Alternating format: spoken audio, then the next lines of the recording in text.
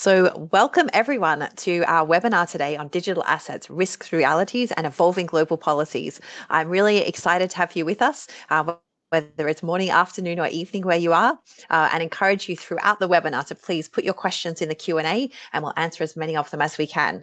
So first up, before we get into the questions, let me introduce our panelists. So first up, we have Marianne Weber. So Marianne is Head of Market and Regulatory Strategy for Digital Assets at Standard Chartered Bank, and she leads regulatory engagement and strategic direction across the bank's crypto assets, stablecoins, digital currencies, and tokenization projects. So she has 15 years of experience on regulatory issues and has been focused on digital assets for the last few years. Before Standard Chartered, she worked for the Financial Conduct Authority, which is the UK regulator. And she supervised banks and asset managers' client money and custody arrangements, as well as authorised equity exchanges. So welcome, Marianne. Next up, we have Matthew Gravelle. He's a senior advisor for digital assets at Forefront, which is a European political and regulatory intelligence firm. Prior to this, he worked at Kraken, which is a leading crypto trading platform, and he headed up the policy function for the UK and Asia Pacific. Prior to that, he also worked at Standard Chartered in their regulatory affairs team, where he focused on capital markets regulation and digital policy across the bank's global footprint. Welcome, Matthew. And we also have with us Joanna Summers, who is the Chief Recovery Officer at Asset Reality. Asset Reality is a fintech responsible for developing the world's first end-to-end solution for asset recovery, investigating crypto fraud, managing and realizing seized assets. And prior to that, Joanna headed the US Marshal Services Asset Forfeiture Division on complex asset units. So her unit, under her leadership, oversaw the custody, management, and disposal of ongoing business and complex financial instruments that were subject to forfeiture. And her team built out the US Marshal Services crypto program, starting with the Silk Road Bitcoin seizure. So welcome, everyone, and we're very happy to have you with us. So if I could start with you, Marianne, just to set the scene, could you outline some of the advantages and risks of digital assets when it comes to illicit finance before we delve into more detailed discussion? Yeah, sure. And thanks for the invite along today, Catherine. Yeah, so I think the first thing to say is that there are both advantages and risks to digital assets when it comes to illicit finance. It's certainly not all bad. I think the press headlines that we tend to be somewhat skewed to the negative, but there are, I think, pros and cons. I think high-profile events such as the recent Bybit hack do highlight that financial crime risk related to use of blockchain is still very much a prevalent risk, and it's certainly not something that's static. It's something that continuously evolves and something that we need to continuously monitor and learn from. So I think it's fair to say that illicit finance is taking place in this ecosystem, but blockchain analytics have improved quite significantly over the years. Detection has become a lot better, a lot more precise. So I think that does go some way to count for the fairly high reported cases of crime we see in this space too. I think in terms of advantages, you have full traceability of transactions on a blockchain, which you don't have in the traditional finance space. Transactions can be tracked, verified, audited in real time, which offers, I think, real opportunity from an AML detection perspective. I think on the negatives, it's the sort of inherent anonymity, pseudonymity, and wallet owners that you get in the ecosystem, which can hamper financial crime investigations too. But increasingly, as the years go on, we're getting better and better at mitigating these risks. Some of the techniques that we use at Standard Chartered include enhanced client due diligence, activity monitoring, screening, wallet screening, and coin assessments as well. So assessing the actual inherent risk related to a particular digital asset before we onboard it into the bank for use in some way. So there's some of the key processes and procedures that we use to address those risks that I've highlighted. So that's very helpful. And I think what we're hearing, Marianne, is that the majority of crypto use is legitimate, but there is that small proportion that is illicit. So I might circle around to you, Joanna, because clearly with what you do, you are focused very much on that small piece that is illicit. So based on your experience, either with Asset Reality or the Marshall Service, if crypto is being used by criminal networks to move or hold value, can you tell us a little bit more of some of the ways that you can identify that and some of the actions that can be taken? Sure. Thanks for having me today, Catherine, and to the Institute as well. So overall, there's a great statistic out there from TRM Labs that says 60% of cases don't start off with an obvious crypto component, but they end up having crypto in them. So I think what that shows us is criminal networks are leveraging cryptocurrency for a range of illicit activities, whether it's drug trafficking, money laundering, or a fraud scheme like pig butchering. So law enforcement has several ways that they can detect and disrupt these activities. First, blockchain analytics. Investigators can trace movements, usually specialized tools like to analyze transaction flows. You can also do connections to known entities. So addresses linked to darknet markets, sanctions individuals, or prior fraud cases. So a good example in the US is we have IC3, which is the Internet Crime Complaint Center, and it's run by the FBI. So pig butchering scams, which are a combo of a romance scam and an investment scam. If you're a US victim or the crime has a US nexus, you can report through IC3, and then they start tracking those addresses, and then they've got more information on it. So you can help build a case from there. In terms of what actions can be taken, freezing and seizing assets is always an option. Law enforcement can issue freeze orders to exchanges to prevent suspects from moving the funds. And then from there, you want to seize it. So assets need to be transferred to a law enforcement agency controlled wallet. And then from there, you go through the asset forfeiture process, hold custody, wait until you get a final order of forfeiture or a return order to sell or return the asset. And I think other actions that can be taken that are being taken are cooperation with exchanges and regulators.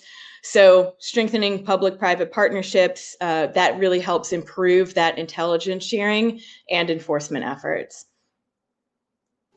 No, that sounds really good. So we've spoken about the public and private, the need for public and private to work together. So I might come around to you now with a question, Matt. So the environment is driven to some extent by policy and regulation. I mean, that sets out the kind of guide rails for what private institutions need to do, as well as providing the framework which allows the public sector, so law enforcement and government, to take action. You've worked in traditional financial institutions like Standard Chartered and also crypto businesses like Kraken. So based on that experience, what are some of the key considerations that governments and regulators have in mind when they're setting out their position on digital assets? And maybe what is the difference between policy and regulation?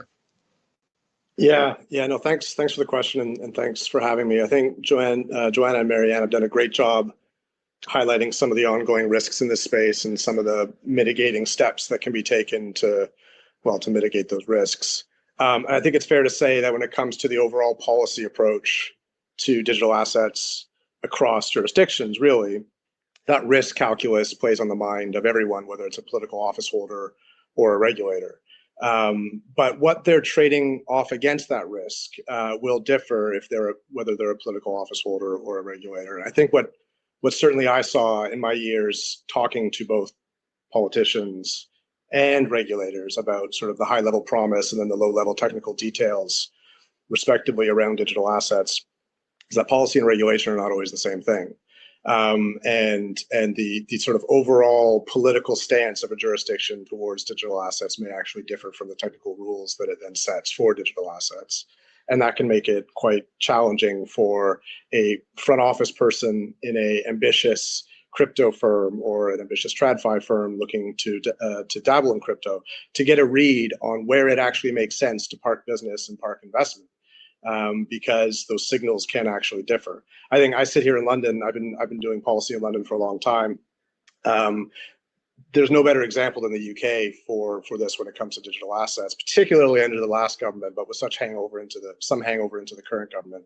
So the previous government, which was a Conservative or Tory government, was basically all in on digital assets. They wanted to make the UK a global crypto hub. They laid out a fairly ambitious set of regulatory proposals, and made, basically had an open door. I've never been in meetings in any other industry like I was with UK ministers under that Conservative government, working for a crypto firm that is, sort of at the leading edge, both philosophically and in terms of technology. Really positive, really, really friendly meetings about investment, doing more, jobs, and growth. And that government was making a fairly steep trade-off between the risk of the industry and also the promise of new technology, innovation, and jobs and growth and a revenue boost. Problem was that didn't necessarily carry through to the regulator. I think it is sort of a widely accepted truism that the FCA has been, I think, reasonable, but also hard on digital assets, in the sense that there's been an awful lot of scrutiny, and it hasn't necessarily been an open door for anyone to do whatever they want. Now, again, how that's perceived sort of depends on your position and how the FCA has maybe treated your specific business model. And again, I worked for a company that was FCA regulated and enjoyed a really good relationship with the FCA. But there was that disconnect between open door for investment, but not if you want to get regulated. And actually, you've got to do these 13 things and invest $7 million in a compliance program before we'll actually regulate you and give you the green light. Again, all fair, I think. But you see that sort of contrast between policy and regulation maybe playing out in different places where regulators are maybe more politically directed, or maybe marching to a more obvious political drum when it comes to the decisions they're making around the industry. I think we're seeing that in some Middle Eastern markets, for example, where I think there's a real sort of play for that hub role for broader geopolitical reasons related to trade, reasons related to flows of capital and currency. But certainly it's something that makes it very, very difficult sometimes for as I said, a front office person or a strategy person like poor Marianne to figure out where's actually good for business and what does the letter of the law say versus what are the sort of ministers saying when it comes to having a roundtable with industry, which can differ. So I think that's a great question. Marianne, as a global institution, Standard Chartered is required to meet regulatory requirements in multiple different markets around the world. We've heard about the can be a disconnect between policy and regulation, but also between different regulators in different countries. So how do you manage that complexity as a global business? And what do you, with that experience, what are your observations on the differences in approach between different regulators towards digital assets? Yeah, for sure. So we're in a way quite used to dealing with complex regulatory regimes.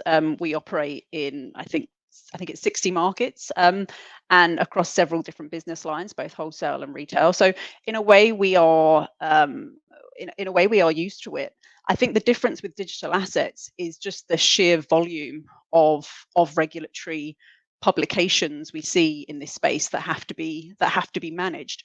And I say publications as opposed to regulatory change, because in the grand scheme of things, we still have relatively little live regulation that we have to comply with in this space.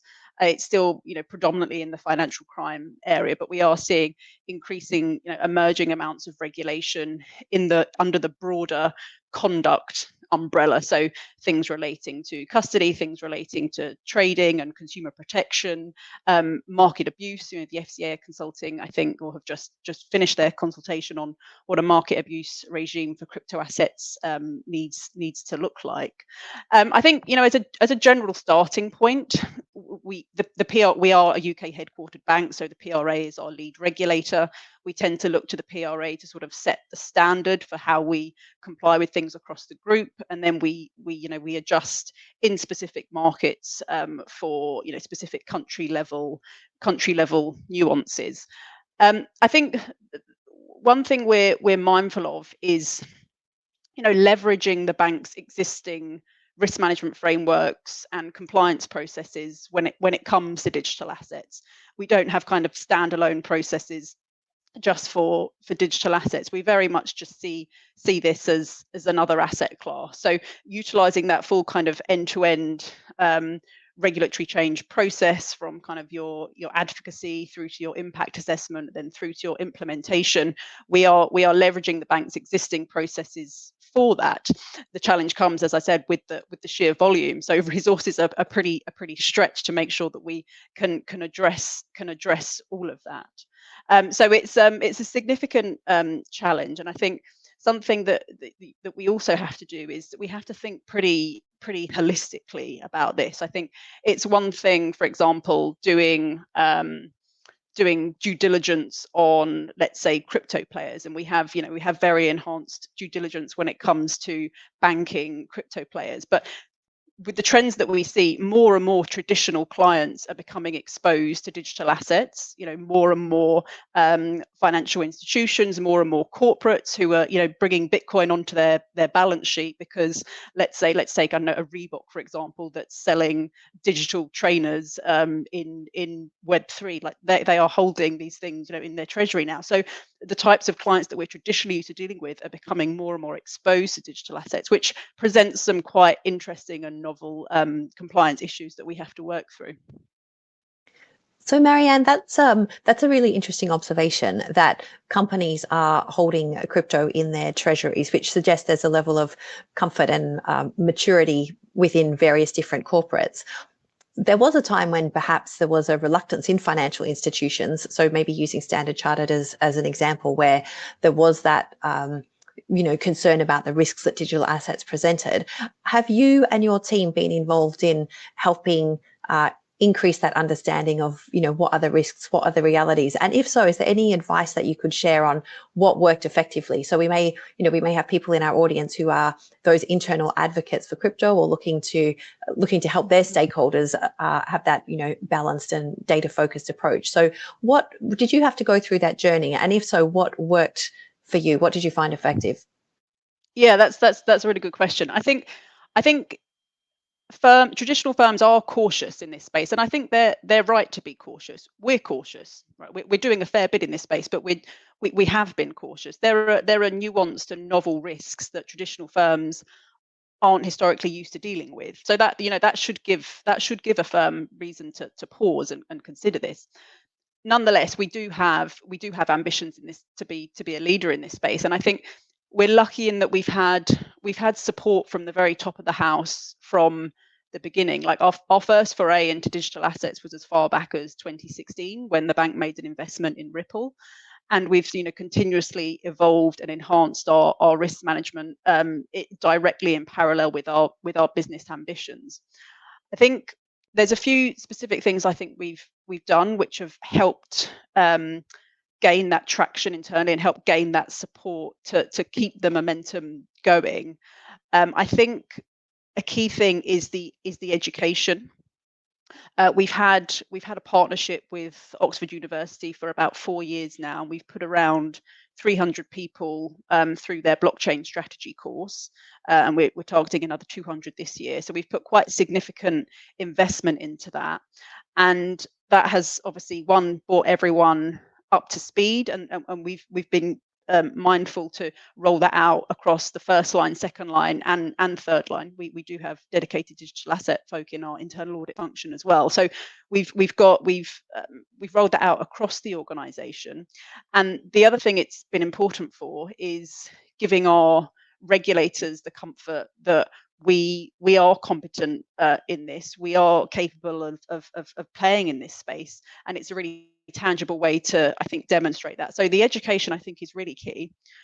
I think another thing that we've done that's been key to getting that support, we've been intentional about having a very lean central digital assets team. That's the team that I'm in. We're only actually 3 people out of an organisation of 86,000, so very, very small.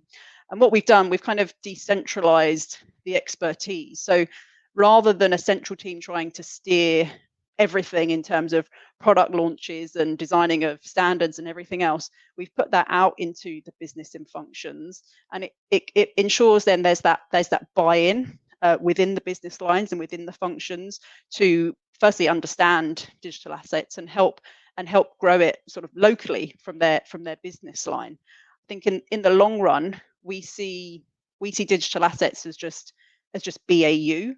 This week there won't be a need for a central digital assets team, hopefully within a few years, because it will just be part and parcel of what the bank does. So decentralizing that and making sure you're not concentrating knowledge in just one part of the organization, I think has been an important factor as well.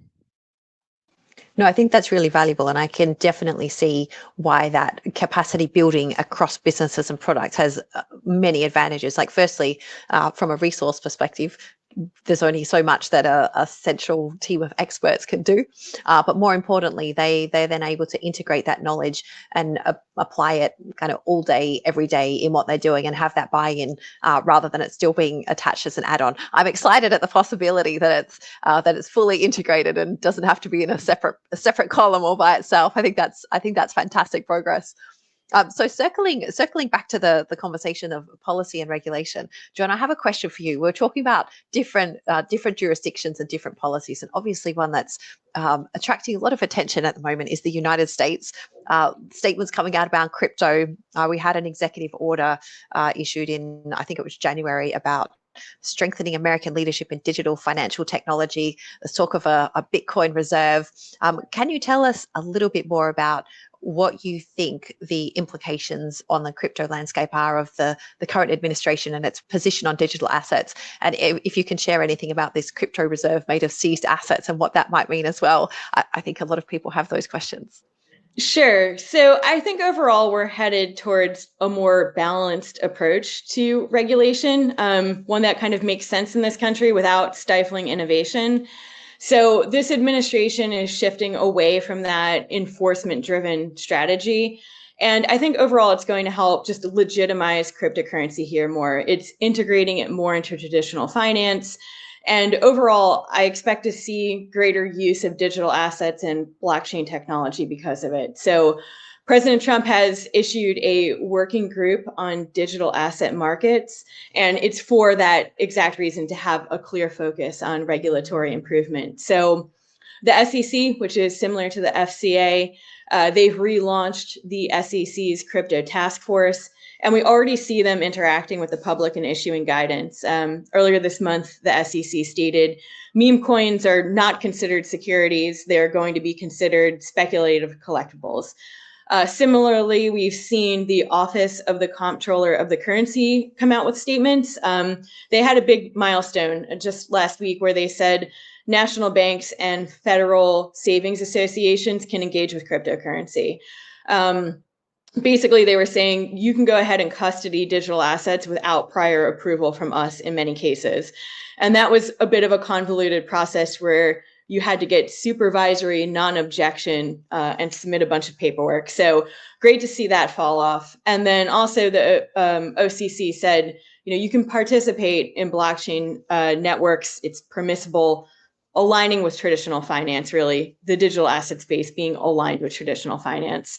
And notably, they can use stable coins for payment activities. So I think as these previous policies are revoked, the working group is going to play like a really critical role in shaping our new framework for digital assets, including stable coins. And I think it's important, and Marianne touched on this too, like to have everyone rowing in the same direction, like don't have one policy here, one policy there, kind of get everyone at the table and have everyone talking about the same thing and sending out the same messaging. So it's not a fractured message to the public. In terms of the second EO you mentioned regarding the strategic Bitcoin reserve and the digital asset stockpile, those are really interesting. The strategic Bitcoin reserve will be forfeited currency. So when cases are seized, they are not owned by the government yet. They're still being adjudicated. So what we're talking about is criminal and civil forfeiture cases that do not have victims. So victim cases will not be impacted. Those will still be paid out separately. So in cases where there's no victim and the government prevails in the case, that Bitcoin will now be available to move into the strategic Bitcoin reserve. And then the same with the digital asset stockpile. We're talking about Department of Treasury cases, so not Department of Justice, just the agencies that are on the Department of Treasury side of the house for now, and moving other asset types to a digital asset stockpile. So I think that there's just going to be a lot going on with this administration. And I think the impact overall for the crypto landscape is positive, and I think we'll receive more guidance. No, that's super positive that there's already been guidance issued, because the question of what is a security when it comes to crypto is always one that focuses a lot of attention.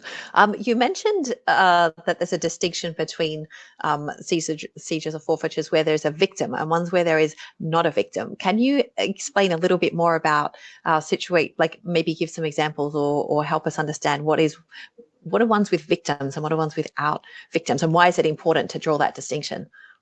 Yeah, so the asset forfeiture fund and asset forfeiture programs in general, they provide restitution to victims of crime. So whatever the type of crime is, there's a process to submit a petition for remission, to claim that you were a victim of a crime and to be reimbursed.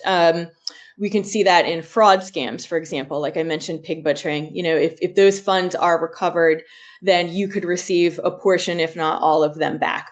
It doesn't happen as often as we would like, but it does happen. And the point of asset forfeiture programs is to really make sure that you're giving back to those victims of those crimes and giving back to society. So if it's not a victim's case, those asset forfeiture funds are used to fund other public initiatives, whether that's building drug rehabilitation centers, whether that's public schooling, roads, improving American infrastructure, other countries' infrastructure, or providing training to law enforcement. Those are the types of uses of the asset forfeiture fund.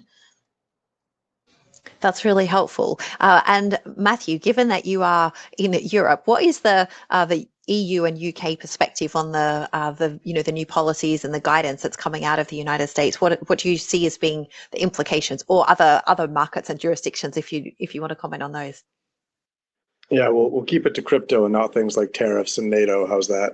Let's do that. Otherwise, we'll be here for hours. We'll be here for a while. But no, it's kind of an important point, because as with all things in the transatlantic space right now, there's a lot of reaction to what's going on in Washington, and policy is kind of being updated and adapted on the fly across files.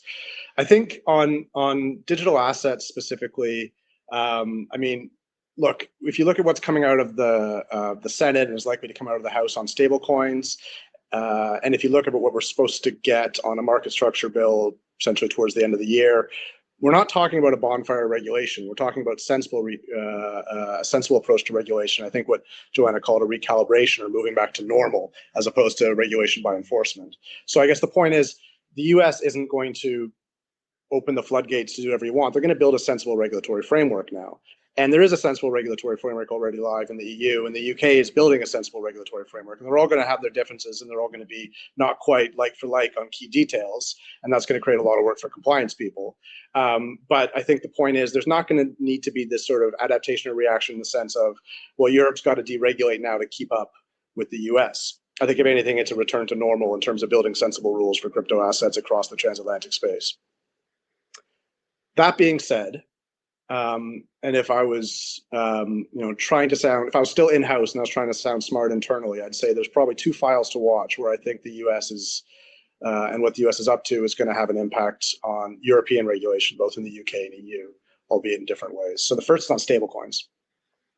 And I think what's really interesting here is that first EO that you talked about, one of the really interesting early lines in that EO is that it explicitly ties dollar-backed stablecoins to the broader politics and policy around dollar dominance and dollar hegemony globally, and as a tool of American power.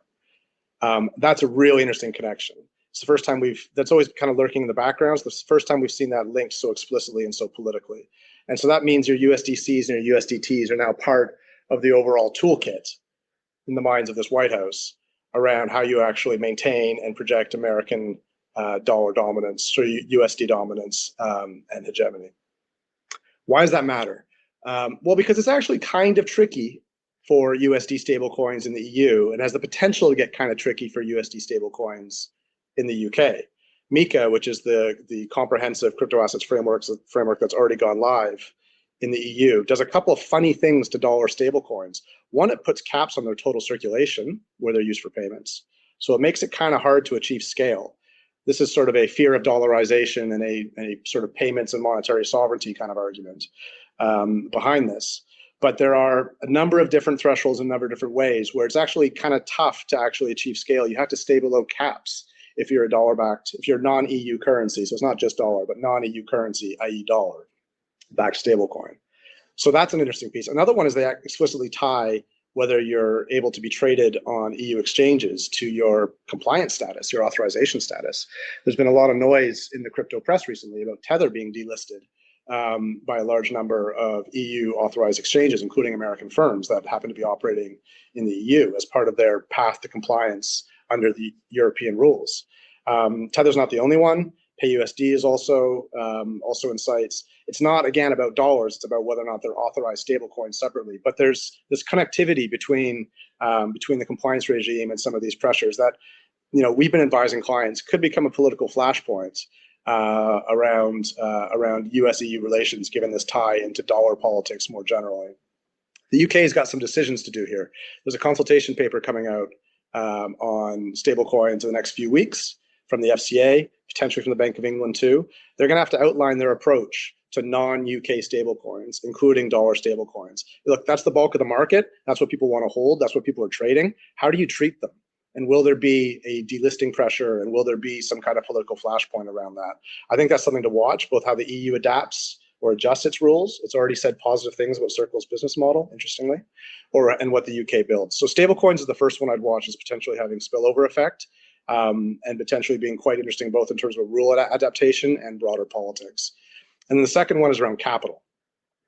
So hugely relevant for a bank like Standard Chartered, but any global bank really that's trying to touch not just crypto assets, but tokenized assets in any form, including stable coins, but also tokenized securities like bonds. The Basel Committee has come out with a pretty onerous framework, and onerous in two ways. It's tough work from a process point of view, and it's expensive from a capital point of view, and have to invest a lot of person hours into trying to unlock capital treatments you can live with. And when it comes to things like unbacked crypto assets, kind of hard to unlock a capital treatment you can live with. You just kind of have to find workarounds operationally and commercially.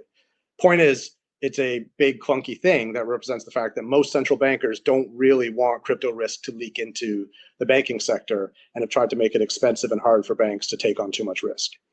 That set of international standards is due to be implemented globally by the 1st of January next year. It's going to slip. It's not going to happen. And the reason it's not going to happen is not entirely, but increasingly due to uncertainty about whether or not the US is going to implement it at all, or how they're going to implement it, or whether they're going to reopen the standards. This is, I should say, not just around Basel crypto. This is true of global banking standards more generally. Obviously, this White House is not a great fan of multilateralism and international commitments. So I think that's something that is playing into the sort of bank capital space as well. But yeah, I think it's a watching brief. The EU is implementing a transitional approach. It already shows some deviations from Basel. The UK has to make up its mind on how much it deviates from those international standards, and the US has to play its hand here. I think we are not advising clients right now that the international standards themselves are going to get ripped up or reopened. We think what's more likely is that different parts of the world just implement them in different ways. But this is not an arcane point about capital and treasury functions at banks. This is kind of the whole ballgame from the point of view of whether or not this goes really mainstream and really live in banking, or whether this remains a bit of sort of an edge thing that banks can dip their toes in but not really fully adopt. Because when it comes to consuming balance sheet, that's a big blocker. That's a big blocker. If it's too expensive, banks can't do it, no matter how much their clients are jumping up and down.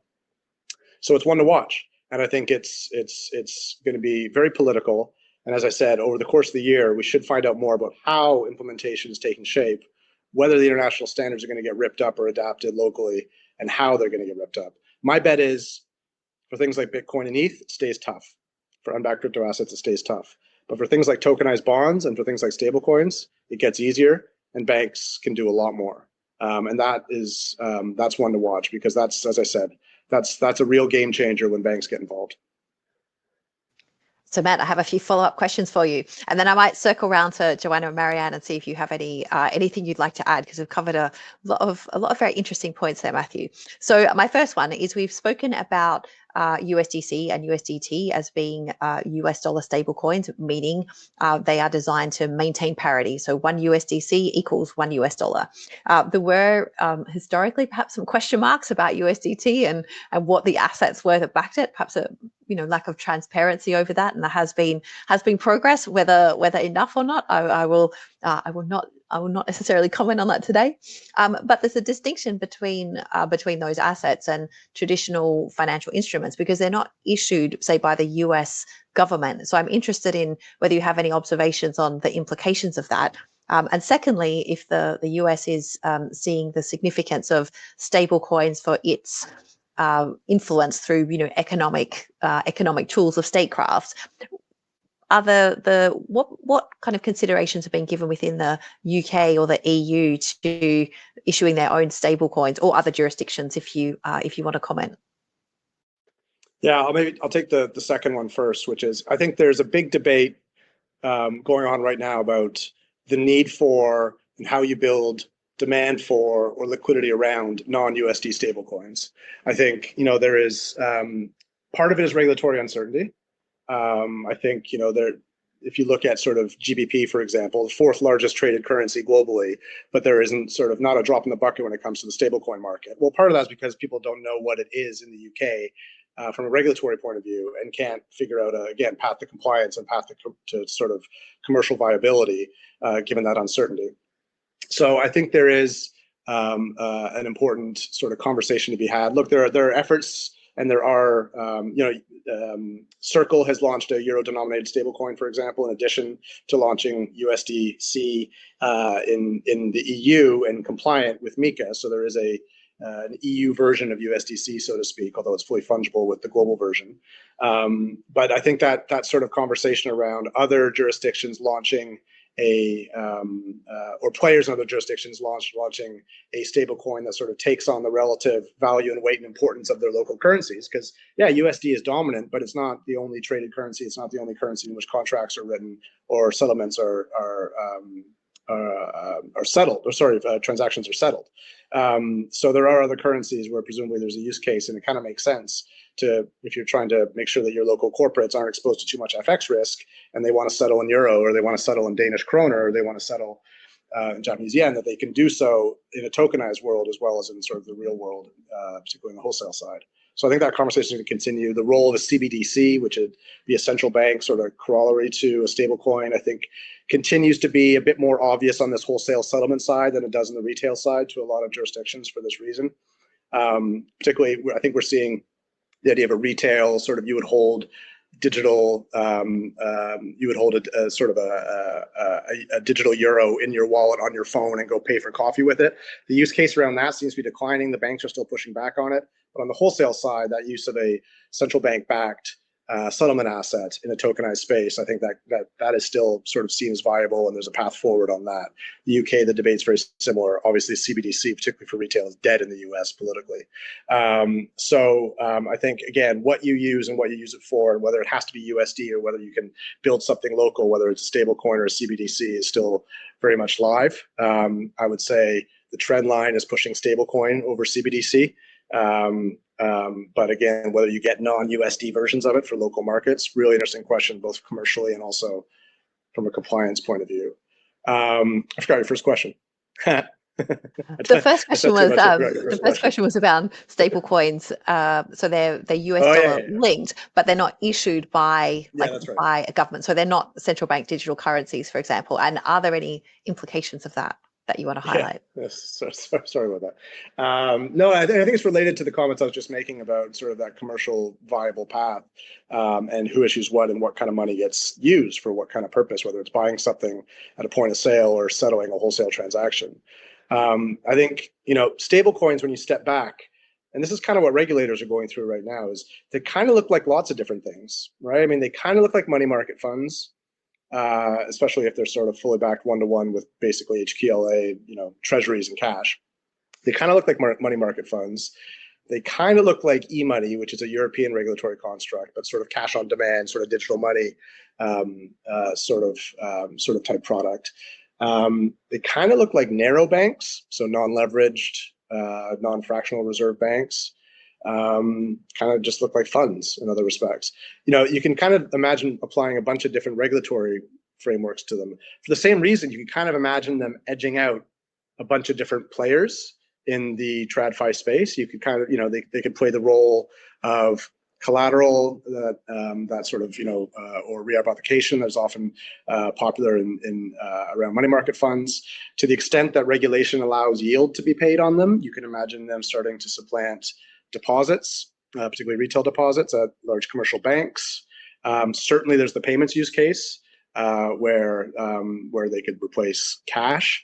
And there are these sort of regulatory questions hovering over which ones of these do you enable and which ones of these do you sort of lock down. And to get to the, I guess, the sort of sharp edge of your question, and then who actually will be issuing them? Will it be sort of subsidiaries of commercial banks? Will it be new entrants and non-banks? Will it be someone else? It will be fintechs. Obviously, arguably this all started with Facebook, a social media platform talking about launching its own currency. I think the answer is probably a little bit all of the above, because there are these different use cases, and I'm not sure that it's entirely clear which one's going to stick and which one's going to be fully enabled by regulation, whether that's rules around, again, paying yield, rules around distribution and redemption, rules around wholesale use cases, rules around whether or not they have access to central bank reserves and whether or not they're actually free of credit risk for that reason. I think all of these kinds of things are very much in play. I think what we still see mostly, and what's particularly privileged, I think, by the MiCA framework, is there's still just an awful lot of secondary market trading going on around them. Not so much as speculation, but as on and off ramps into other crypto asset activities and activities in sort of digitally native ecosystems. That is not going away. And it's actually a very unique feature of all these things. We talk about them as being used as collateral or as deposits or as payments. Typically the things you use for collateral or deposits or payments aren't also being traded in open secondary markets and highly liquid and subject to price discovery and arbitrage and, as you said, occasional depegging. That's a very strange feature of these things, that they are potentially usable in all these ways, but also going to be heavily regulated when it comes to secondary market activity as well. And so how that plays in and how the intermediaries that allow that trading to take place also enable holders of stablecoins to execute redemption rights, for example, to basically cash out whenever they want. What's the role of a major exchange like my former employer, Kraken, in you wanting to sort of exit your Tether bag?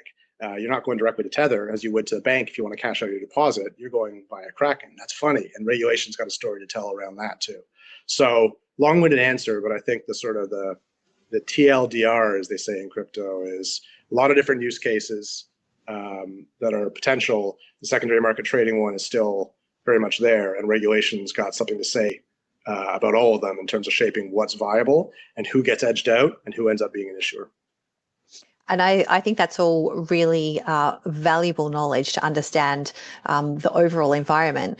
Linking this back then to illicit finance, there are some indications that terrorist networks, for example, are increasingly using some of these stable coins, particularly like USDT, rather than Bitcoin, and one of the suggestions is the reason for that is the lack of volatility, or lower volatility compared to something like Bitcoin. So if you want to, you're wanting to collect crypto and use it to buy things, you want something that is a more stable currency. So there's definitely some of these policies have quite tangible implications.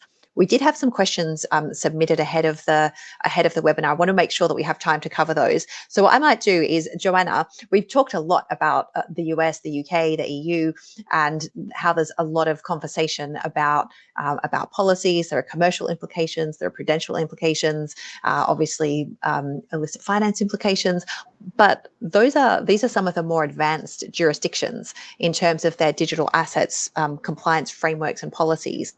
So with the work that you do, what's happening in other countries, and what needs to happen for them to also be effective in taking action against digital assets that are being used for illicit purposes? Because as with the traditional financial system, if you have one weak point, then that brings potential illicit proceeds, or it means that ecosystem can be used for laundering, for breaking that follow the money trail. So can you talk to us a little bit about other jurisdictions and what needs to be done and what is being done to help them fulfill their responsibilities too?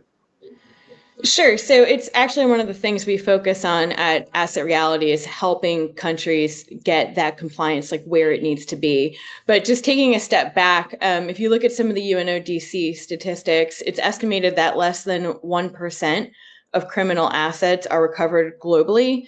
So that means trillions of dollars are currently remaining in the hands of criminals. And that is in part due to, countries that don't have that developed framework in place, allowing some of these actions to happen.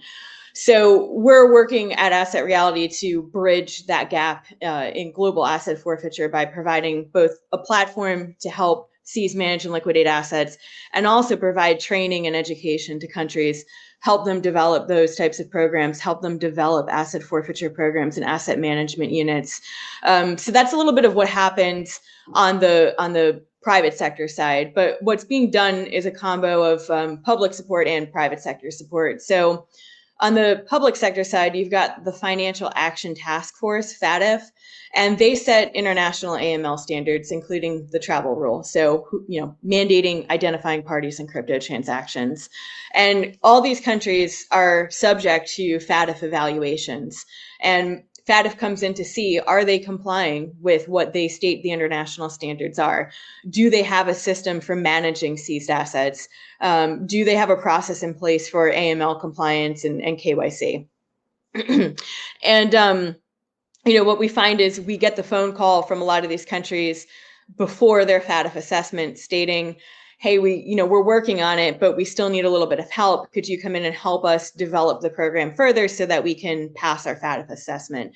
And what happens if they don't is they can be gray listed. And then that means they will not have as much funding for their country. So it affects a country's funding. And behind the scenes, some countries have told us if that happens, it's up to a 10% hit to their economy. So I think that's a pretty big stick to wield that, you don't want to have your funding taken away from you. So there's that part of it. There's also public-private partnerships for training. The World Bank, UNODC, they all provide asset forfeiture training and assistance for developing asset forfeiture programs. We've worked with both of them. And I know that's like a bit doom and gloom, like threatening to take away everyone's funding. So to end that question on like a more positive note, what I really like to see is that some of these countries, they are trying really hard to increase their framework for this. And they are trying to work with the more established countries, the EUs, the UKs out there, and they're trying to learn from those other countries. And one good example of that is Interpol's Silver Notice. So the Silver Notice supports mutual legal assistance between countries tracking seized assets. So it's specifically used to locate illicit financial gains, including cryptocurrency. And it facilitates that cross-border asset recovery to ensure that illicit funds don't remain in offshore accounts just sitting there. So it's really nice to see jurisdictions coordinating on asset recovery and having people who work in that space come together and see what other countries are doing and what lessons they could take away to implement into their own country as well. So that is a very nice lead in, Joanna, to one of our open to the whole panel questions. So to maximize the benefits that digital assets can offer while minimizing the risks, what are one or two actions that the public sector needs to take or could take, and the private sector? So I'm going to go around our panel, maybe one private sector point, one public, one private sector point. Marianne, I'll start with you. Yeah, sure. I think I'm going to come back to the point Matt was making earlier about the alignment between the sort of government level visions that are put out versus the regulatory actions that are taken. I completely, observe that point and live that point in my day-to-day job, seeing that disconnect between the top level vision and the practicalities at the regulatory level.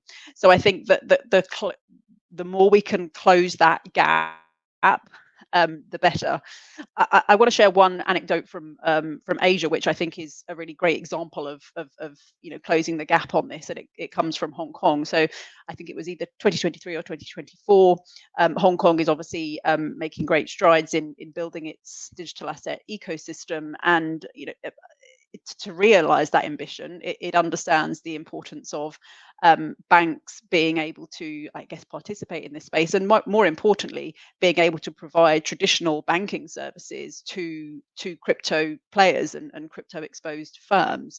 So one thing the HKMA did, which we haven't seen from any other regulator that I'm aware of, is the HKMA actually turning around and telling banks, you need to be onboarding these players unless you have extremely good grounds to not onboard them. You need to be you need to be doing so, which is that was certainly a positive move, because that has been a blocker for the growth of the ecosystem in some markets, I would say, including in the UK. So seeing a central bank come out and actually encouraging banks to do that, and saying that a blanket policy against that will no longer be acceptable is a good example of that. So I think closing that gap and making sure that the policy and the regulatory levels are as aligned as possible is probably the most that would be very beneficial. No, that's great. And I think the position by the HKMA, or there's not just the practical implications of that, but it's also setting out a very clear intent that perhaps shifts the perceptions within financial institutions towards, well, this is something that we need to embrace and engage with. Joanna, I know you touched on this already, but one action for the public sector, one action for the private sector, what would you want to see them do to maximize the benefits and mitigate the risks? Yeah, I think for both, you could just say training and education. Education to understanding digital assets, the seizure process, in terms of law enforcement, just learning how to investigate cases, including cryptocurrency, and how to handle and secure the assets. And then education on the public sector side on different types of attacks, smart contract vulnerabilities, fraud schemes like pig butchering, like what are the signs that you're about to be the victim of a pig butchering scam. So I think just the general understanding what it is you're investing in and doing your own research to make sure you understand that investment. No, I think that's a great response, because understanding is the best way to separate perceptions of risk from actual risk. Matt, on to you. One action for the public sector, one action for the private sector. You have your magic wand here. What would you want to see them do?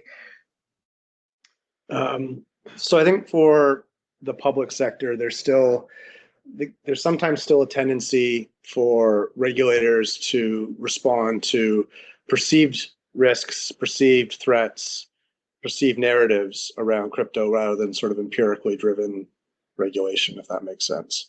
And so I'd regulate the risk, which is there, particularly conduct risk, but not regulate the narrative necessarily. I think one place this has been done well is around DeFi. DeFi is weird. DeFi is hard.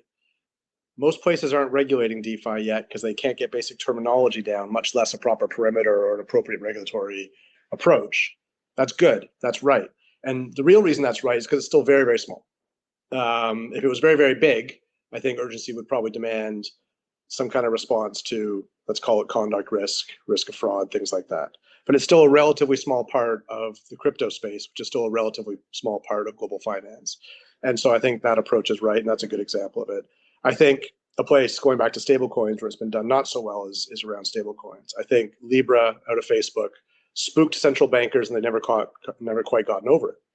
And the disruptive, but also pro-consumer potential of this product set is being held back by, I think, some understandable but maybe not firmly grounded reservations. An example I'll give of that is the Bank of England's initial set of proposals around systemic payment stablecoins in the UK, basically when it gets big enough to compete with established payments rails. Were pretty tough. You have to have central bank reserves, but no, you can't get the yield on those reserves. I mean, pretty tough from a sort of business model point of view, pretty hard to commercialize. And the bank admitted that those rules wouldn't capture any stable coins that existed. So what are we doing here? And what are we doing spending all this time on regulatory proposals for something that doesn't exist? So, risk, not perception. And I think we're getting there. Ties into Joanna's point around education. And then on the private sector, this is a tougher one because I've seen it. I've worked in the space from both sort of the TradFi side and also the crypto native side. And I think in terms of the messaging, particularly to the political level, but also just when we're having conferences and talking to each other, crypto's really got to figure out whether it's here to break stuff or whether it wants to integrate with TradFi. And I know there's going to be different players with different strategies. Let's be honest. Some are going to want to do one more than the other. But I think the reality is even the most break stuff crypto firm needs banking rails because they need people to be able to trade crypto using their bank cards. And I think that can be kind of confusing sometimes to policymakers. Is, okay, are you here to do something better? Are you here to bank the unbanked? Well, how many unbanked clients does a major crypto asset exchange really have? And how are they getting onboarded if they don't have a bank account? I mean, that's an interesting question. So are you really here to provide an alternative financial system? Or is this really about doing some things better and actually integrating in interesting ways with the institutions who, by the way, can make this thing explode and make everybody a little bit richer? So, what's actually the strategy and the narrative here? Because I think that can be a little bit tiresome, frankly, for officials to wade through. If supporting this sector, am I supporting something new or am I just supporting something better? Obviously, it's a little bit of both, but I think the story around that needs to get a little bit cleaner, and some of the sort of hyperbole needs to be toned down so that we actually figure out what kind of system and what kind of cooperation. Fraud's a great example. Both sides need each other to cooperate better so that everyone gets better outcomes. And that would be my advice to industry, with my old industry association chair hat on. Well, I think what we're hearing is that perhaps not all crypto is equal, and different participants may have different objectives. So we've only got a few minutes left. I have one other question for all of our panelists, and it's going to be a quick fire round. What is one development that you see coming this year? So it could be products, services, clients, threats, tools, techniques. One quick answer from each panelist, and I'm going to let our panelists step in first or second or third as they see fit. I'm happy to go. And this is one that was near and dear to our hearts at Kraken. I did a lot of work on, but it's staking. Staking's fun because it's actually kind of new. It's actually something. There's a lot of stuff in crypto that just sort of replicates some of the risks and activities of traditional finance, but with new vehicles for doing it, and sometimes with intermediaries, sometimes without. Staking's actually weird and new, and really is about sort of how people participate in the underlying protocols, and also how they can, earn coupons or yield off doing so. And the UK is going to be a bit of a first mover in this space. Is going to propose a new set of rules. I think that's going to be really interesting for setting the scene, so to speak, for whether the EU does anything. Staking is not covered in MiCA. It's still largely unregulated in the EU. How the US treats staking, and whether, for example, this actually takes off and becomes more than sort of a retail curiosity, but a way, for example, for a corporate treasurer or a hedge fund to buy some ETH and not just trade it in secondary markets and not just speculate on it, but also unlock some passive income around it. Yeah. I think is potentially a really interesting thing, and being able to unlock that passive income through regulated rails. The UK is going to have a first mover advantage here, which it doesn't enjoy in many other parts of the crypto space. So this is awesome. I think the UK taking the lead on staking, which would be super interesting. Joanna, one thing that you see coming up this year, what would that be? Yeah, I agree with what Matthew is saying. I mean, definitely staking. Our country has decided we're not going to focus on CBDCs right now, retail or wholesale. We haven't addressed them. But I think just seeing more policies in general, I think we'll start issuing policies and taking a regulatory stance as a whole. So that's really what I see. And it's going to be interesting to see as the strategic Bitcoin reserve is rolled out, how that's implemented. So I think that's going to be one to watch as well. So I think in the US, more regulatory clarity and more specific direction and detail is on its way for this year. That definitely seems to be the indication so far. Marianne, one thing that you're seeing coming up this year. Yeah, I mean, I'm probably a little biased, but I think despite what Matt's spoken about the potentially problematic prudential rules for banks who want to play in this space, I think notwithstanding that, we will see increased participation from banks in these markets. I think the changes in the US, the repeal of SAB 121, and the removal of the OCC guidance is going to be really significant in triggering banks to want to participate here and removing quite significant barriers. So I think that's one thing we will see this year. No, I think that's fantastic, and definitely positive to hear that within financial institutions, crypto is now kind of part of the BAU compliance program and controls rather than being in its own separate category again. So I think we are pretty much at the end of our webinar. I want to say thank you to all of our panelists, Joanna, Matthew and Marianne. Lots of insights there, lots of experience to share. And thank you to our audience for joining us. Thank you to those who submitted questions in advance. I know there were a couple of questions in the Q&A that we didn't get to, but certainly happy to consider those to respond to those in upcoming written content or a future webinar. Thank you all. Thank you.